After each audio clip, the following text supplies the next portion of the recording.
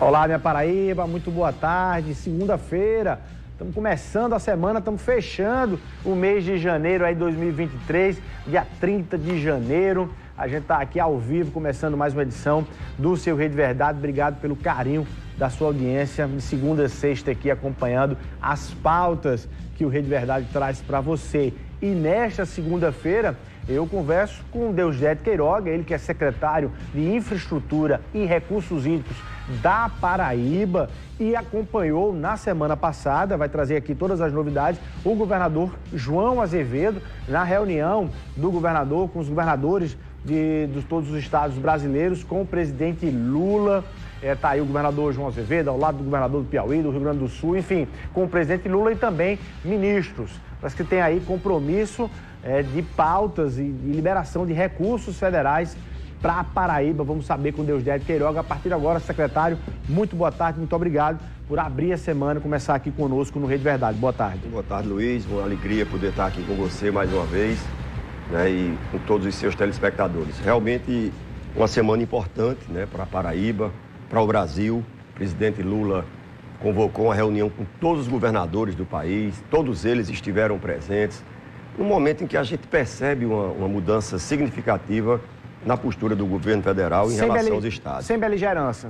Perfeitamente, uma reunião amistosa, onde ele teve a oportunidade de convocar com antecedência e pedindo aos governadores que levassem o que é importante para os seus estados, o que é importante para as regiões, e assim foi feito, né? O governador João Azevedo, com a condição que tem hoje de presidente do Consórcio Nordeste, né, fez dia 20, naquela bela reunião aqui na Paraíba, com todos os 9 governadores do Nordeste, para preparar exatamente essa lista, né, de investimentos, de pretensos investimentos que o governo federal deve fazer em relação ao Nordeste e também algumas coisas específicas, 3 temas importantes, específicos para o governo do estado da Paraíba. Vamos mergulhar em cada um deles aí. Eu queria, numa sequência, para a gente não se perder, a partir da própria agenda do governador, que se reuniu com ministros antes mesmo da reunião com o presidente. Vou ponto a ponto, você vai aí me ajudando se faltar alguma coisa. Primeiro, teve a reunião do governador João Azevedo com o ministro dos Transportes, o Renan Filho. E saiu a informação de que ele teria garantido mais 500 milhões de reais para obras rodoviárias aqui na Paraíba. É mais dinheiro ou é o mesmo dinheiro que já estava prometido, que faltava ser liberado? Só para a gente entender. E para as obras rodoviárias, e basicamente quais são as principais delas? Perfeito. Luiz, é o seguinte, o governo federal, assim, nos últimos anos, vem diminuindo significativamente o volume de recursos investidos na malha rodoviária do país como um todo. Já chegou a investir em 2011 18 bilhões de reais e hoje, o ano passado, agora em 2022, o investimento total do país na malha rodoviária foi de apenas 6,7 bilhões, quase um terço do valor que já chegou a investir no passado. Então, a malha rodoviária brasileira precisa, né, da atenção de recursos para investimento, em especial da Paraíba. A gente tem aqui na Paraíba a triplicação da BR-230, né, de Cabedelo até as Três Lagoas, uma obra que vem se arrastando com dificuldade, está ali um trecho inicial chegando próximo ao Intermares, e a gente foi exatamente, o governador João Azevedo foi exatamente procurar o ministro no sentido de avançar na realização dessas obras. São obras que estão sendo realizadas pelo DENIT, é uma rodovia federal, mas que corta a nossa cidade, né, uma grande via dentro da cidade de João Pessoa e na região metropolitana. Então, ficou assegurado por parte do Ministério dos Transportes, o ministro Renan Filho, assegurou ao governador pelo menos 500 milhões de reais para investimento nessas obras. Triplicação da BR-230 e duplicação da BR-230 lá em Campina Grande. Aquele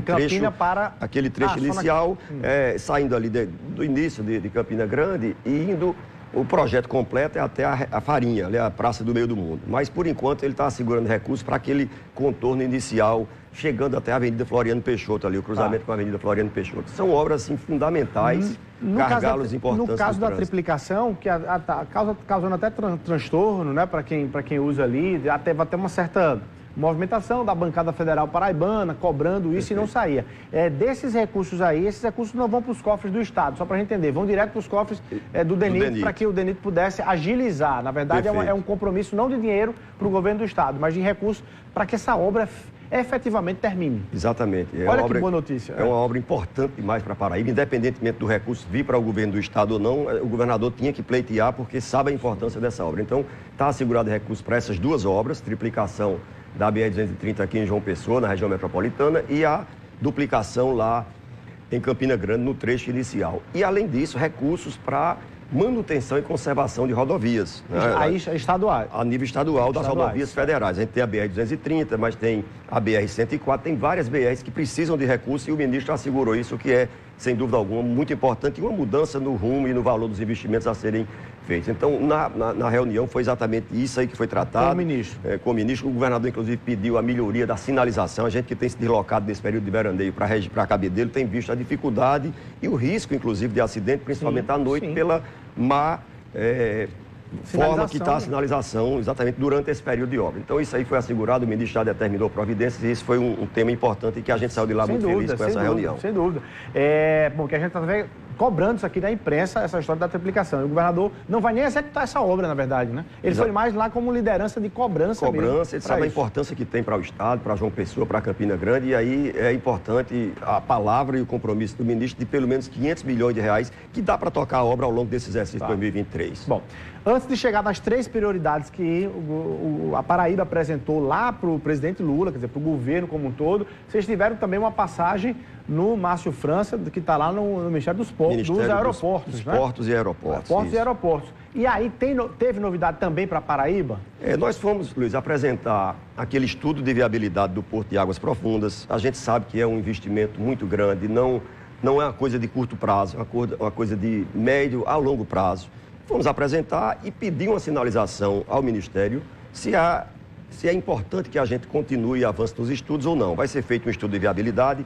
A gente tem que ter muito cuidado e muita responsabilidade para não criar uma expectativa que pode não se converter em realidade. Então, o ministro ficou de fazer esse estudo e dizer ao governador, avance nos estudos ou não. É um investimento para o Porto de Águas Profundas da ordem de 5 bilhões de reais. A gente sabe que jamais com recurso público apenas vai ter condições. O Estado pode apoiar, desapropriar a área, melhorar acesso, né, rodoviário, ferroviário, mas tem que ser um investimento maciço do setor privado. Para isso, a gente precisa uma definição se tem viabilidade financeira, econômica ou não. Do ponto de vista geográfico, né, a viabilidade técnica para a construção do porto existe. O problema é ver como você viabiliza investimentos do setor privado da ordem de 5 bilhões de reais para a implantação desse porto. Então, aqui, sendo muito claro, não se está prometendo, é uma expectativa que o Ministério em breve pode nos dizer avance dos estudos ou suspenda por enquanto os estudos. De repente, esse porto vem sendo tratado há algum tempo, desde o governo do Maranhão. Em 2010 é o estudo que a gente tem, a gente quer uma definição se avança ou não na questão da atualização desses estudos. E o outro... É só para antes de chegar no outro, era para assim, você já fez isso, já detalhou isso para a gente no rádio, mas para quem está nos acompanhando aqui pela TV Arapuã, detalhe um pouco desse projeto, Porto de Águas Profundas, onde fica, o que basicamente é e o que é que ele permitirá. Perfeito. O porto o estudo previsto é em Mataraca, foi feito um estudo em vários pontos do litoral da Paraíba e identificou que o melhor local para a implantação de um porto com uma profundidade grande, que vai possibilitar receber navios de um calado grande, é lá em Mataraca. No litoral norte da Paraíba. Litoral norte, já próximo, lá um pouquinho acima de Barra de Camaratuba.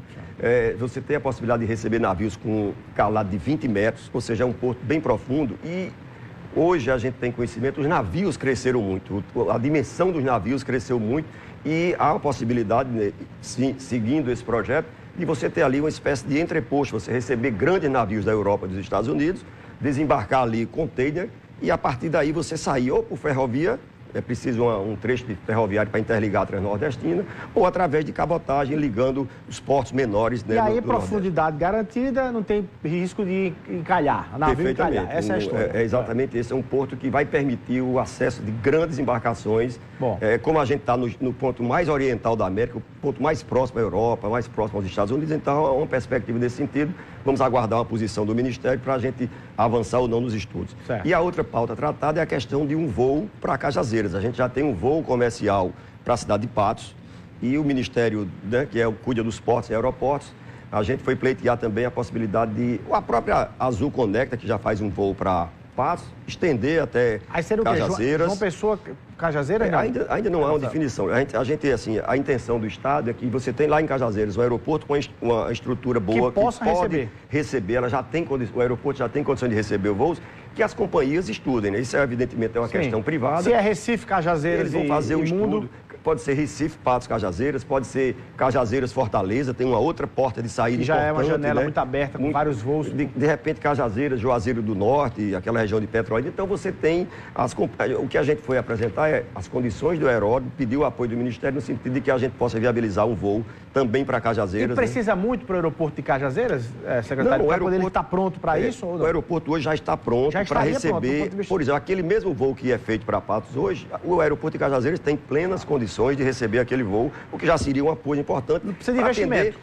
No momento não precisa de investimento. Para um voo noturno é que você teria que implantar alguns equipamentos, mas no momento você consegue fazer um voo noturno com aquela aeronave que pousa em Patos, ela teria condições tranquilas de pousar em Cajazeiras e a partir daí ser uma outra alternativa de saída do sertão da Paraíba. E um grande desenvolvimento para a cidade e região ainda mais, né? Você consegue, dúvida. Quando você falou num trajeto que se faça Cajazeiras, Fortaleza você está com a porta aberta. Um grande hub para o mundo, né? Já de uma outra companhia, acho que lá em Fortaleza é a Gol que opera, aqui a Azul opera em Recife, então você vai criar possibilidades para o empresariado do sertão ter a condição de sair, como você tem hoje, um empresário de Patos ou da região pode sair de Patos de meia-noite, passar o dia em São Paulo, fazer uma reunião e retornar e meia-noite do outro dia já está de volta. Então é uma coisa realmente importante para a região. Bom demais. Bom, aí chegou a sexta-feira, no dia que houve, de fato, a reunião com o presidente Lula, os governadores todos, e aí me parece que o governador apresentou aí pelo menos 3 ações prioritárias em 3 áreas, vamos falar sobre elas: mobilidade, recursos hídricos e saúde, né? Basicamente vamos falar sobre elas, mas no geral, antes disso, qual é a sua leitura em relação e você já falou dessa relação, do cenário atual, da conjuntura atual dessa relação e principalmente se há perspectiva de financeiramente, mesmo que o presidente Lula queira dar respostas, o Brasil não está preparado financeiramente para dar essas respostas. Que retorno, que palavra vocês tiveram do presidente em relação a isso, no geral? Não, no geral, Luiz, como eu coloquei no início, assim, a mudança de postura é muito grande. A gente percebe pelo semblante, pela forma que os ministros estão recebendo. Aquela PEC que foi votada no final do ano possibilitou ao governo federal ter algum recurso para investimento, para pelo menos dar um início nessa retomada de obras, né? Concluir obras que estão se arrastando, algumas até paralisadas. A gente tem um aqui na Paraíba que já vem de 10 anos, né? O canal Acarão-Araçagi, inclusive a gente pediu recurso para essas obras. Então, o momento é muito bom. Assim, a gente tem uma convicção de que tem uma mudança significativa em Brasília. Os ministros têm recebido de outra forma. E eles falam em crise financeira ou não? Não. Falam em dificuldade de caixa? Não. A perspectiva, inclusive, é muito boa. A gente sabe que o governo federal vai ter que se ajustar, mas essa PEC já dá um alento para esse exercício de 2023 e a perspectiva de, com o crescimento, você ter receita e recursos para dar continuidade a um programa de investimentos. A Paraíba, né, os estados do país como um todo trataram da questão do ICMS, né, é uma questão importante, foi uma pauta nacional, essa não foi nem regional. Todos os governadores têm essa preocupação com a queda de receita do ICMS e tiveram a garantia de se estudar e se encontrar alternativas, né? O Ministério da Fazenda está estudando aquela reforma tributária, então, assim, é uma coisa bem interessante. E na área de na área de obras, eu queria rapidamente, Luiz, tratar primeiro, o governador falou em nome do Consórcio Nordeste. Quais são as pautas prioritárias para o Nordeste? Primeiro, o programa rodoviário, né? Voltar ao programa rodoviário. Nós temos várias BRs no Nordeste que precisam de duplicação. A BR-101 está duplicada aqui, Natal, João Pessoa, Recife, mas falta o trecho lá até Maceió. De Maceió até Salvador está faltando. Então, vários estados apresentaram esse pleito e foi uma demanda regional a questão da infraestrutura rodoviária. Uma outra pauta para a região Nordeste é a questão da infraestrutura ferroviária. A gente tem a Transnordestina, né, saindo aqui de Recife, a perspectiva de se recuperar o trecho ferroviário aqui do litoral. A gente tem uma ferrovia que sai ali de Macau, no Rio Grande do Norte, chega aqui em João Pessoa, Recife, Maceió. E é importante você ter essa possibilidade de interligar a ferrovia, por ferrovia, João Pessoa à Transnordestina. E a partir daí você ter a condição de receber grãos do Centro-Oeste, porque a Transnordestina pretende se ligar à ferrovia Norte-Sul. Então você vai ter o Porto de Pecém, no Ceará, com a ferrovia importante, o Porto de Suape, aqui em Pernambuco, com a ferrovia, interligando ao Norte-Sul, você vai ter a possibilidade de chegar aqui na Paraíba grãos num valor muito menor. Então a pauta rodoviária e ferroviária foi tratada. A questão das energias renováveis, esse é um grande potencial. Pois é, o Nordeste, né, a Paraíba em especial, o Nordeste como um todo, tem um potencial imenso na área de energia eólica e energia solar. Falta o quê? Linhas de transmissão. A Paraíba, inclusive, recebeu recentemente uma linha importante, mas ainda há uma necessidade de novas linhas de transmissão para que a gente possa escoar essa energia a ser gerada aqui. Com o potencial que se tem, inclusive, de gerar renda para a população de baixa renda de várias áreas do estado que tem terras que não são tão férteis, que não têm água, e você tem agora a oportunidade de, na sua terra, gerar uma renda produzindo energia eólica ou solar, como tem acontecido no estado. Então, o Nordeste colocou essa pauta. E também a questão da fome. É importante programas, a exemplo do que tem a Paraíba, o Tá na Mesa, os restaurantes populares, que o país entenda que essa é uma pauta prioritária, e sem dúvida o governo Lula já percebeu isso, o Brasil voltou ao mapa da fome, e aí foi uma das pautas colocadas a nível Nordeste. Isso em todo o Nordeste. Isso. Vamos entrar na Paraíba agora, são três eixos aí para Paraíba. A gente vai rapidinho para o intervalo comercial. Na volta, secretário, detalhe aí se a gente teve retorno para saúde, obras hídricas e rodoviárias, né?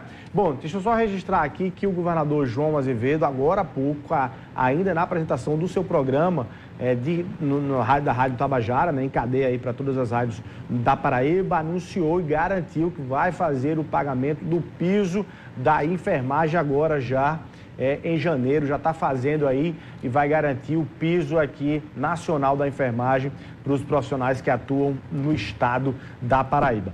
Vamos rapidinho para o intervalo comercial, um minutinho só e a gente volta para falar de outras obras específicas aqui para o estado da Paraíba, prometidas e garantidas pelo governo Lula. Um minutinho só.